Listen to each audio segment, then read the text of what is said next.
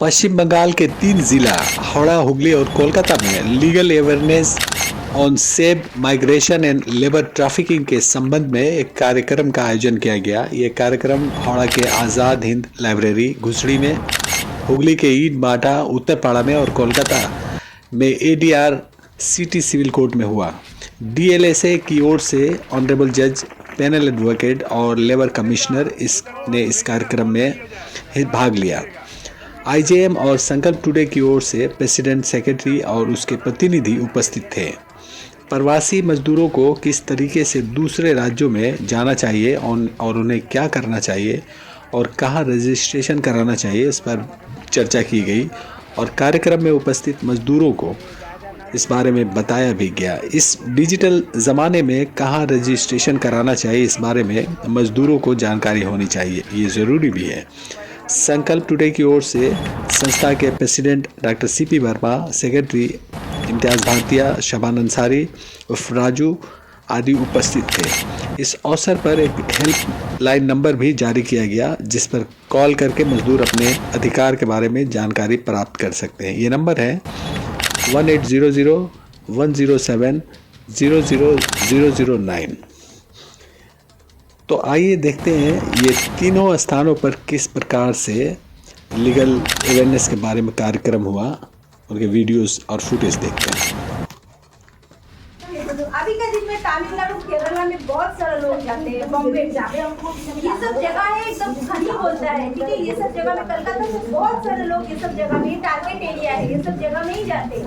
तमिलनाडु जाते हैं, बॉम्बे जाते हैं, केरला जाते हैं, ठीक है। ये सब जगह में चला जाता है। और इंटरनेशनल भी होता है, जहाँ गल्फ कंट्री जो अरब में जाते हैं, ठीक है। ये सब भी होता है, मगर मैं इंडिया की ही बात बोल रही हूँ। इंडिया में ही जो उल्टा पुल्टा काम हो रहा है, मैं वही नहीं आपको बोल रही हूँ।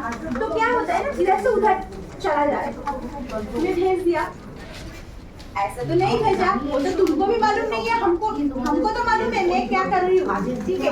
मैं भेजने के लिए एक तो मोटा कमा लिया, एक मोटा उसका पैसा कमा लिया, तुमको तो भेज।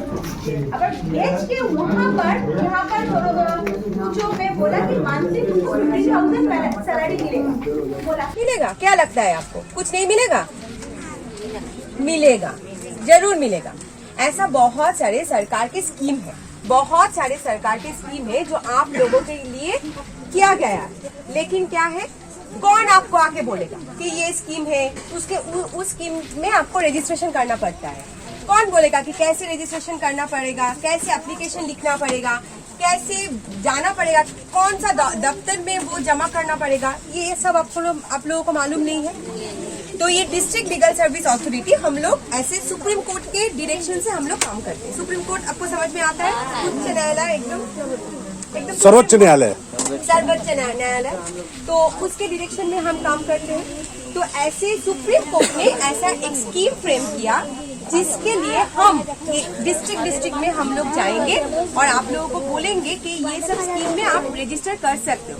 बहुत सारी स्कीम है जहाँ पे आप रजिस्टर कर सकते हो, इसलिए आपको बेनिफिट मिलेगा। अगर कोई आपको पैसा नहीं दिया ठीक तरह से, तब भी आप हम लोगों के पास आ सकते हो। हम एप्लीकेशन लेंगे, हम उनको बुलाएंगे, जो आपके मालिक होते उनको बुलाएंगे, सेटलमेंट करेंगे, जैसे आपको पैसा मिले और जो बेनिफिट है वो सब आपको मिलेगा। लेकिन आप लोगों को क्यों मालूम नहीं है? क्योंकि कोई आपको अभी तक नहीं बताया, और मालूम भी है आपको प्रोसीड्योर का मालूम नहीं है कि क्या करना पड़ेगा, कहाँ जाना पड़ेगा। अगर मैं बोल दूं मैं डिस्ट्रिक्ट लीगल सर्विस अथॉरिटी से हूँ, ये आपको कुछ समझ में आएगा? समझ में नहीं आएगा। क्या है डिस्ट्रिक्ट लीगल सर्विस अथॉरिटी? क्या है? दफ्तर है, यहाँ मैडम आए थे, ये लोग आए थे, लेकिन करना क्या है वही आप। ये आईजेएम के लोगों ने एक्चुअली इस प्रोग्राम को अरेंज किया है।